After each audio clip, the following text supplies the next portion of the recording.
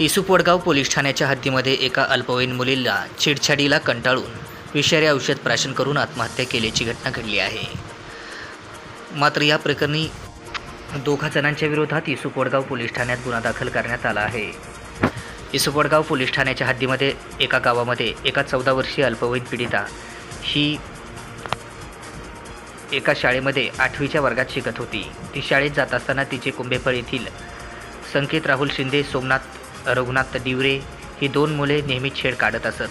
त्यावरून दुचाकीवरून अडवून त्रास द्यायचे तर कधी खडे मारून त्रास देत होते।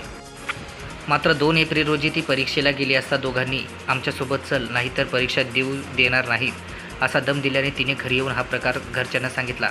मात्र वडील व चुलत्यांनी आम्ही आहोत, तू परीक्षेला जा असे म्हणून परीक्षेला पाठवले।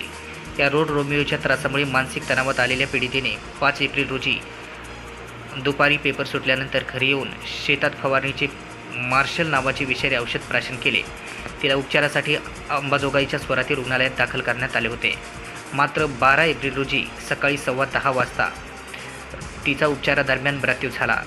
त्यानंतर तिचे चुलते गणेश दिगंबर फसके यांच्या फिर्यादीवरून संकेत राहुल शिंदे, सोमनाथ रघुनाथ डिवरे या दोघांविरुद्ध इसुपवडगाव पोलीस ठाण्यामध्ये दिनांक 13 एप्रिल रोजी गुन्हा दाखल करण्यात आला आहे, अशी माहिती सहाय्यक पोलीस निरीक्षक मचिंद्रनाथ शेंडगे यांनी आज रविवार दिनांक 14 एप्रिल रोजी दुपारी 12 वाजता माध्यमांना दिली आहे।